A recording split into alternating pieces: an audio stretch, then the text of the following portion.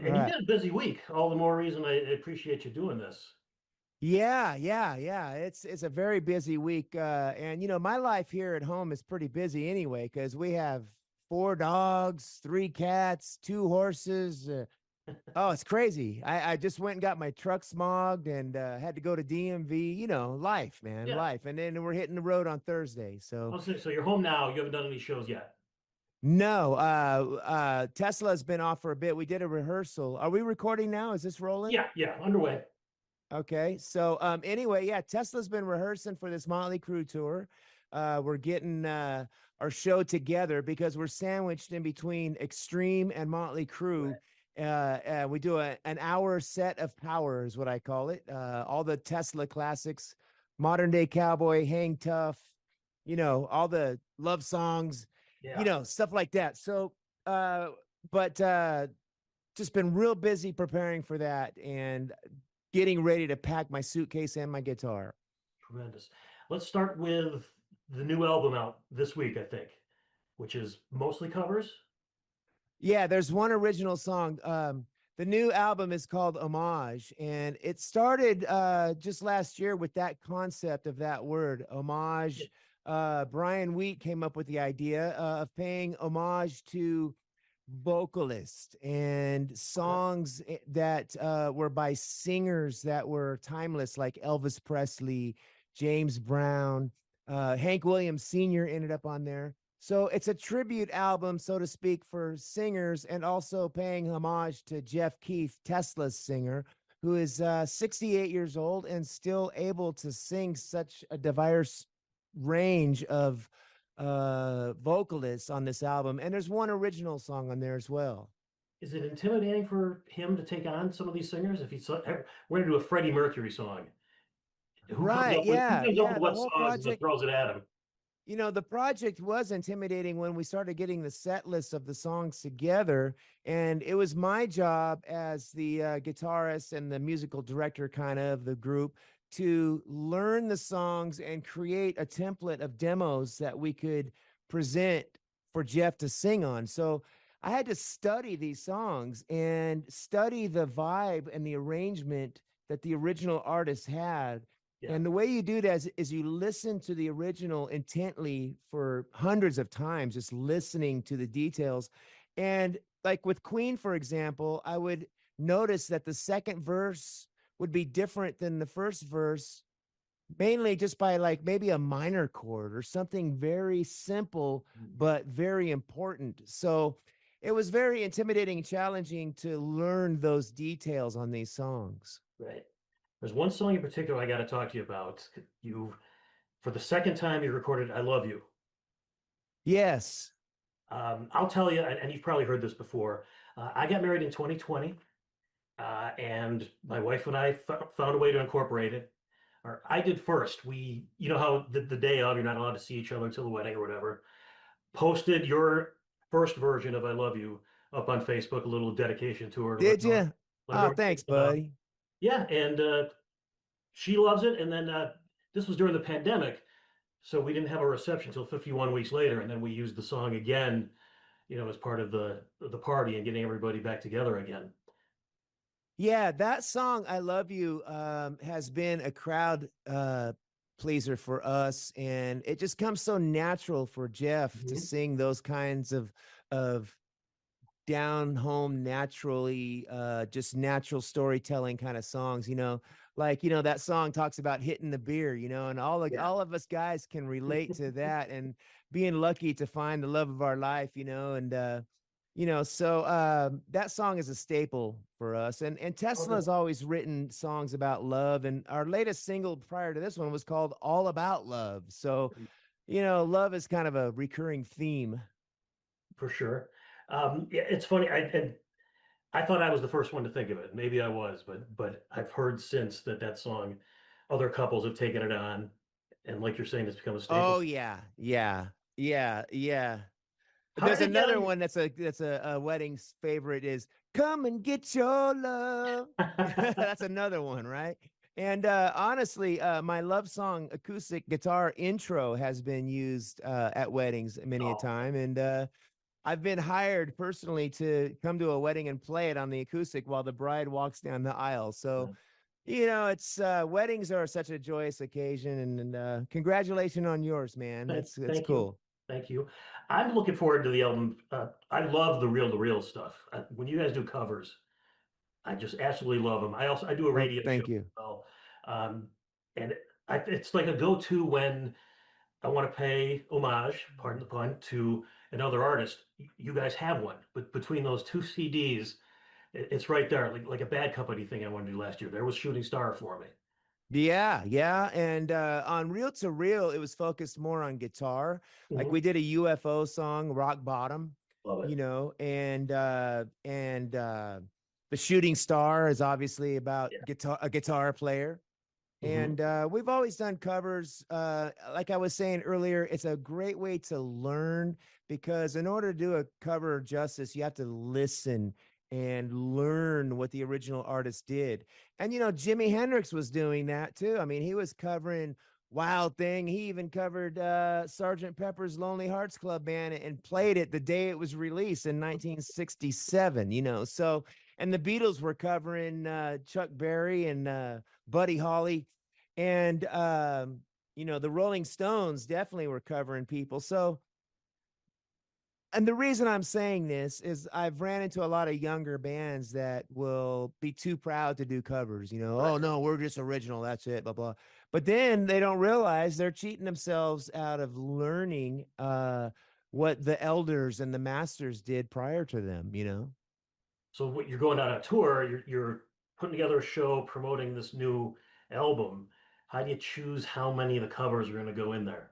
And you said, Well, if we do one of these songs, it'll only be one okay. because we're sandwiched between Extreme and Motley Crue, and we have 1 hour to cram 40 years of music, and so we'll probably leave the listening to these new versions of this to the album, and people can listen to the album and see the videos that we're making, because on this particular tour our mission is to kick some ass and play classic Tesla songs.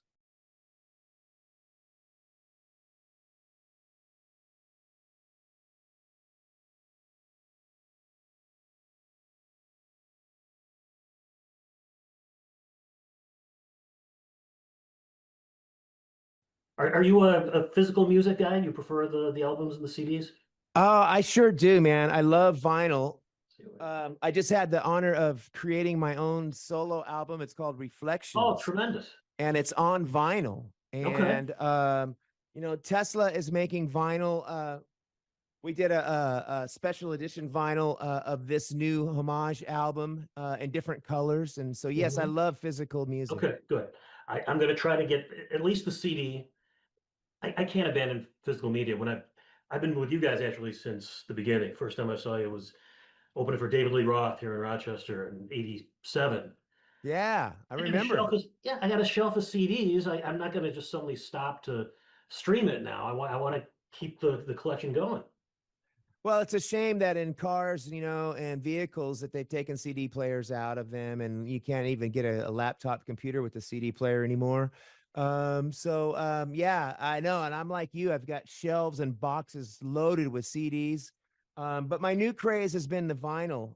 It's called the vinyl virus, man, and there is something warm about the sound of the needle going Mhm. through those grooves on a turntable. So Good. yeah, I want to encourage people to pick up this stuff on vinyl because it's a lot of fun. Okay. It's my next purchase. This a couple days ago. I'm not going to name the record store because it actually is one of my favorites and an institution in town. A couple days ago, I wanted to use a gift certificate and buy the Stone CD. The new one is out. They didn't have it, and they didn't seem to be in any hurry to order anymore, which I thought was too bad. So I'm going to use the certificate, I hope, for the Tesla. Yeah, Is it hard? well, It's hard to get the stuff there's out there too, right? we have a label that's helping us. They're called Frontiers, and Mhm. they're from Italy, and they help a lot of the bands of our genre and our era uh, keep producing albums and vinyls and stuff like that. So, luckily for us, we're working with them, and it's out there. But times are changing, man. I mean, can you believe it's 2026 already? We're going into 2027. 40 years since 1986. 40 years. I mean, I never thought I'd That's live amazing. past 40, much Yeah. less 40 years in rock and roll. And I mentioned that David Lee Roth show. Do you know if that might be the first time you ever played Western New York? Were you guys touring? The first show we did was New Haven, Connecticut, and then the second night on that tour was at the Meadowlands. Okay. And I remember doing Buffalo, New York, and I do remember Rochester, New York on the David Lee Roth tour, because I remember it was snowing like crazy. And And if I remember right, January. Yeah. yeah, and David Lee Roth would go jogging in the snow, and he would come in for sound check, and we would have to get out of his way because it was David Lee Roth. And the snow would come blowing in the blizzard, the backstage door, and here comes David Lee Roth and his security guard with a whole flurry of snow behind him. And it was a great memory, man. Great tour, great way to start off. I mean, I had just turned 20 years old, so it was a real big deal for this 20-year-old guitar player kid from Sacramento to be in Rochester, New York, opening for David Lee Roth.